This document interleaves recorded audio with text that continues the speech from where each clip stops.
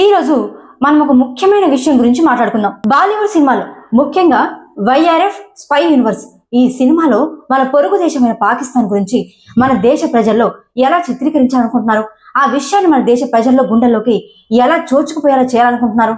ఈ సినిమాలను నిజంగా మీరు గమనిస్తే ఏక్తా టైగర్ నుండి టైగర్ 3 వరకు కూడా ప్రతి సినిమాలను కూడా ఒకే రకమైన ధోరణి కనిపిస్తుంది. దేశ సరిహద్దుల్లో మన జవాన్లు రక్తం చిందిస్తుంటే వెండి తెరపై మాత్రం శత్రు దేశానికి క్లీన్ చిట్ ఇస్తున్న మన బాలీవుడ్ మాఫియా అసలు కథ ఏంటో ఈ రోజు మీకు విడమర్చి మరీ చెప్తాను. వీడియోని అస్సలు స్కిప్ చేయకుండా చూడండి. ఈ విషయాన్ని మరింత లోతుగా తీసుకెళ్లి మీకు విడమర్చి చెప్పే ప్రయత్నం చేస్తాను. దేశ భద్రతకు సంబంధించి ఇలాంటి మరెన్నో వీడియోలు పెట్టిన వెంటనే మీకు నోటిఫికేషన్ రావాలి అంటే ఛానల్ ని సబ్స్క్రైబ్ చేసి పెట్టుకోండి. ఓకే, కంటెంట్ లోకి వెళ్ళిపోదాం. వెల్కమ్ టు ది అజేయ భారత్. ఇది శత్రువుని మిత్రుడిగా మార్చే ఒక మాయాజాలం. ఏక్తా టైగర్, టైగర్ జిందా హై, పఠాన్, టైగర్ 3 ఇలాంటి సినిమాలు మనం చాలా మంది చూసే ఉంటాం. ఒకవేళ ఈ సినిమాలు కనుక ఎవరైనా చూడకపోయి ఉంటే ఖచ్చితంగా ఈ సినిమాలు చూడండి. వీళ్ళు ఈ సినిమాల్ని కావాలని ఎలా తీస్తున్నారు, మన దేశాన్ని ఎలా భ్రష్టు పట్టిస్తున్నారో మీకు అర్థమవుతుంది. ఈ సినిమాలన్నిటిని చూసిన వారు ఎవరైనా ఉంటే వీటిలో కామన్ పాయింట్ ఏంటో గమనించారా? టైగర్ సినిమాలో హీరో సల్మాన్ ఖాన్, పఠాన్ సినిమాలో హీరో షారుఖ్ ఖాన్. వీరిద్దరూ ఆ సినిమాలకు సంబంధించి మన భారతీయులు కావచ్చు, కానీ హీరోయిన్ మాత్రం పాకిస్తాన్ ఐఎస్ఐ ఏజెంట్ అయిన కత్రీనా కైఫ్ లేదంటే దీపిక పదుకొని. ఆ సినిమాకు సంబంధించి చెప్తున్నాను. అసలు ఇందులో ఉన్న లాజిక్ ఏంటి? మన దేశంపై బాంబు దాడులు ప్లాన్ చేసిన పాకిస్తాన్ కి సంబంధించిన ఐఎస్ఐ సంస్థలో పనిచేసే ఏజెంట్లు మన హీరోలతో కలిసి ప్రపంచాన్ని రక్షిస్తారట. ఇది వినడానికి విడ్డూరంగా లేదు? దశాబ్దాలుగా మన దేశాన్ని రక్తం ఓడించిన సంస్థను సినిమాల్లో మంచిదిగా చూపించిన వెనుక ఉన్న కుట్ర ఏంటి? ఒకప్పుడు సినిమాల్లో శత్రువులు అంటే శత్రువులుగానే ఉండేవారు, కానీ ఇప్పుడు కథలు మారుతూ వస్తున్నాయి. సినిమాలో హీరో భారతీయుడు, కానీ హీరోయిన్ మాత్రం పాకిస్తాన్కి సంబంధించిన ఏజెంట్. వారిద్దరూ కలిసి లోకాన్ని రక్షిస్తారట. ఇక్కడ లాజిక్ ఏంటంటే పాకిస్తాన్ ప్రభుత్వానికి లేదంటే వారి ఏజెన్సీ ఐఎస్ఐకి ఏ పాపం తెలీదు. కేవలం ఎవరో ఒక రోగు, ఒక దుర్మార్గుడైన ఒక వ్యక్తి వల్ల మాత్రమే ఈ సమస్యలన్నీ వస్తున్నాయని చూపిస్తున్నారు. ఉదాహరణకి టైగర్ జిందా హై తీసుకోండి. ఆ సినిమాలో మన భారతీయ నర్సులను కాపాడడానికి పాకిస్తాను మరి భారతీయ ఏజెంట్ కలిసి పోరాడతారట. అంటే నిజ జీవితంలో సరిహద్దుల్లో కాల్పులు జరుపుకునే దేశాలు సినిమాల్లో మాత్రం భుజం కలిపి పనిచేస్తాయన్నమాట. ఇది వినడానికి బాగుండొచ్చు, కానీ వాస్తవానికి ఇది ఎంతవరకు దూరం? ఇక పఠాన్ సినిమా విషయానికి వస్తే అందులో విలన్ ఒక మాజీ భారతీయ ఏజెంట్, కానీ అతనికి సహాయం చేసేది మాత్రం పాకిస్తాన్ ఐఎస్ఐ ఏజెంట్ అయిన హీరోయిన్.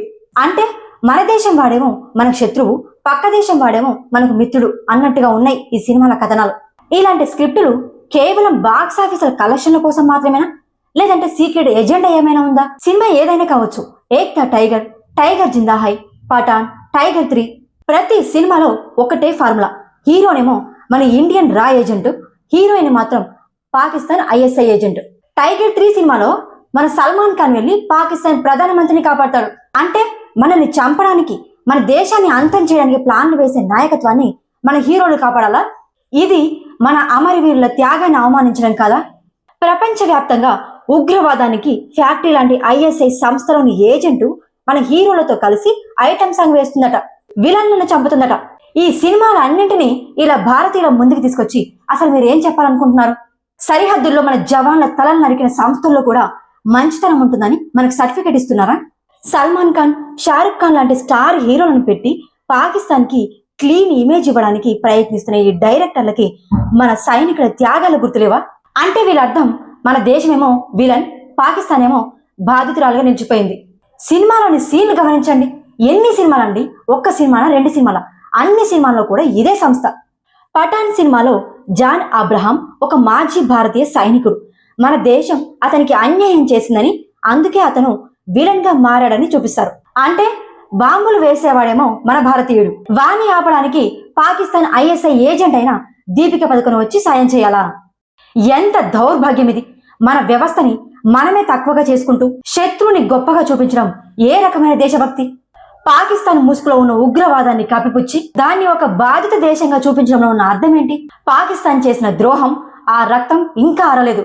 26/11 ముంబై దాడులు జరిగినప్పుడు ఆ బుల్లెట్లు తగిలింది మన భారతీయులకే.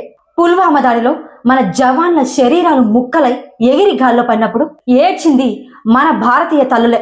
ఆ దాళ్ల వెనుక ఉన్నది ఎవరో కాదు, ఇదే ఐఎస్ఐ సంస్థ, ఇదే పాకిస్తాన్ సంస్థ. కానీ సినిమాల్లో మాత్రం పాకిస్తాన్ కి సంబంధించిన ఐఎస్ఐ ఏజెంట్లు వచ్చి మన దేశంలో ఉన్న చెడ్డాలను చంపేస్తారు, మన దేశాన్ని కాపాడతారు. నిజానికి పాకిస్తాన్ అనేది ఒక ఉగ్రవాద అడ్డ. అలాంటి దేశాన్ని అమాయకంగా చూపించడం అంటే ఆ దేశం చేస్తున్న ద్రోహాన్ని మనం సమర్థించినట్టే అవుతుంది. మన దేశం పడుతున్న బాధ ఈ ఏసీ రూములో కూర్చొని స్క్రిప్టులు రాసే డైరెక్టర్లకు ఏమర్థమవుతుంది? పాత సినిమాల్లో విలన్ అంటే పాకిస్తాన్ ఆర్మీ లేదంటే టెర్రరిస్ట్ గ్రూప్ ఉండేది. కానీ ఈ స్పై యూనివర్స్ లో విలన్ ఎప్పుడు భారతదేశం చెందిన మాజీ ఏజెంట్ లేదంటే భారతదేశం చెందిన మాజీ సైనికుడు మాత్రమే ఉంటున్నాడు. పఠాన్ మూవీలో జాన్ అబ్రహం లేదంటే టైగర్ మూవీలో విలన్, వీళ్ళంతా మన దేశం మీద కోపంతో రగిలిపోయేలా చూపిస్తున్నారు. దీనివల్ల ప్రేక్షకుల మెదల్లోకి వెళ్లే సందేశం ఏంటి? ప్రేక్షకులకు ఏం చెప్పాలనుకుంటున్నారు? ఎక్కడో కాదు, నిజానికి మన దేశ వ్యవస్థలోనే లోపం ఉంది. అందుకే మన వాళ్ళే మనకి శత్రువులుగా మారుతున్నారు. ఈ సినిమాల అన్నింటిలో ఒకే రకంగా చూపించిన సీన్ ఏంటో చెప్పనా? పాకిస్తానీ ఏజెంట్లు మాత్రం ప్రేమ కోసం, శాంతి కోసం ప్రాణాలు ఇస్తారు. ఇదంతా మన వ్యవస్థపై మనకే అపనమ్మకం కలిగించే soft poison. Good Pakistan ISI versus bad terrorist అనే భ్రమ ఈ సినిమాల్లో ఒక మాయ చేస్తున్నారు. పాకిస్తాన్ ఐఎస్ఐ సంస్థని ఒక పవిత్రమైన సంస్థగా, అందులో కేవలం ఒకరిద్దరు మాత్రమే చెడ్డవాళ్ళుగా ఉన్నట్లుగా చూపిస్తున్నారు. వాస్తవానికి ఐఎస్ఐ అనేది ఒక స్టేట్ స్పాన్సర్డ్ టెర్రరిజం అడ్డ. కానీ సినిమాల్లో జోయా అంటే కత్రినా కైఫ్ లేదంటే రుబాయ్ అంటే దీపిక పదుకొనే ఈ పాత్రల ద్వారా ఐఎస్ఐ కూడా శాంతిని కోరుకుంటుందని తెలియజేస్తున్నారు మన ప్రజలకి, మన భారతదేశ ప్రజలకి. ఇది పాకిస్తాన్ ఇమేజ్ ని ఇంటర్నేషనల్ లెవెల్లో క్లీన్ చేయడానికి చేస్తున్న ఇమేజ్ మేక్ ఓవర్ ప్రయత్నం. మీరు గమనిస్తే ఈ వీడియోలో మన హీరోలు తమ దేశభక్తి నిరూపించుకోవడానికి పాకిస్తాన్ ఏజెంట్లతో చేతులు కలపాల్సి వస్తుంది. మన జెండా, మన నినాదం కంటే కూడా ఆ సినిమాల్లో హ్యూమనిజం, మానవత్వం అనే పదాన్ని ఎక్కువగా వాడుతున్నారు. ఆ మానవత్వం ఎప్పుడు మన సరిహద్దుల దగ్గరే ఆగిపోతుంది. మన జవాన్లని చంపినప్పుడు లేని మానవత్వం మన హీరో ఒక పాకిస్తాన్ని కాపాడాల్సి వచ్చినప్పుడు మాత్రమే ఎందుకు గుర్తొస్తుంది? ఇది మన దేశభక్తిని బలహీనపరిచే ప్రక్రియ. పాకిస్తాన్ మన దేశంపై చేస్తున్న ద్రోహం కేవలం సరిహద్దులకు మాత్రమే పరిమితం కాదు. Drugs, mafia, fake currency, cyber war ఇలా ఎన్నో రకాలుగా మనల్ని వేధిస్తూనే ఉంది. ఈ సినిమాలన్నింటిలో ఎక్కడా కూడా పాకిస్తాన్ చేస్తున్న ఈ నిశ్శబ్ద యుద్ధాన్ని ఎక్కడా చూపించరు. అవి చూపించకపోవడమే కాకుండా వాటికి బదులుగా అక్కడి అడవులు, అందమైన లొకేషన్లు, అక్కడ ప్రజల కష్టాలు చూపిస్తూ మనలో ఒక రకమైన సాఫ్ట్ కార్నర్ కలిగిస్తున్నారు. మన శత్రువుల పట్ల మనకు జాలి కలిగించడం అంటే మన ఆత్మరక్షణ కవచాన్ని మనమే తొలగించుకోవడం. ఎందుకంటే ఈ డైరెక్టర్లకు కావాల్సింది విదేశాల్లో ఉండే మార్కెటే ముఖ్యం. ముఖ్యంగా గల్ఫ్ దేశాల్లో, ఓవర్సీస్ మార్కెట్లో పాకిస్తానీ ప్రేక్షకులు ఎక్కువ. వీళ్ళు డబ్బు కోసం మన దేశ గౌరవాన్ని, మన జవాన్ల త్యాగాన్ని తాకట్టు పెడుతున్నారు. అందుకే ఒక పాకిస్తాన్ని అక్కడ విలన్ గా చూపిస్తే కలెక్షన్లు తగ్గుతాయి. మన దేశాన్ని, మన సైన్యాన్ని తక్కువ చేసి స్క్రిప్ట్లు రాస్తే కలెక్షన్లు పెరుగుతాయి. భారతీయుల్లో దేశద్రోహులు ఉంటారు, కానీ పాకిస్తాన్ ఏజెంట్లు మాత్రం నమ్మకస్తులు అని చెప్పడమే వీరి ముఖ్య ఉద్దేశం. మన దేశం పడుతున్న బాధని, సరిహద్దులో తూటాలకు ఎదురు నిలబడే సైనికుడి కష్టాన్ని ఈ డైరెక్టర్లు ఎందుకు చూపించరు? మరి సినిమాలో భావోద్వేగమైన మ్యూజిక్ పెట్టి మేమంతా ఒకటే అని చూపిస్తారు. కానీ పాకిస్తాన్ సరిహద్దు దాటి వచ్చి మన అడవుల్లో, మన పర్వతాల్లో దాక్కొని మన జవాన్లని వెన్నుపోటు పొడుస్తుంటే ఆ బాధ వర్ణనాతీతం. ఆ తల్లుల కన్నీళ్లు ఈ సినీ హీరోలకు కనిపించవు. ఇప్పుడు సినిమా మేకర్లు ఏమంటున్నారంటే మనం కళని, రాజకీయాలని వేరుగా చూడాలి అంటున్నారు. కానీ పాకిస్తాన్లో మన సినిమాలని బ్యాన్ చేసినప్పుడు మన కళాకారులని అక్కడి నుండి వెళ్ళగొట్టినప్పుడు ఈ అమనికి ఆశ ఎక్కడికి పోయింది? వీళ్ళంతా ఎక్కడికి వెళ్లారు? సినిమాలో పాకిస్తానీ వాళ్ళని చాలా మంచివారిగా, మానవతావాదులుగా చూపిస్తూ మన సైనికులని, మన వ్యవస్థని తక్కువ చేసి చూపించడం ఎంతవరకు కరెక్ట్?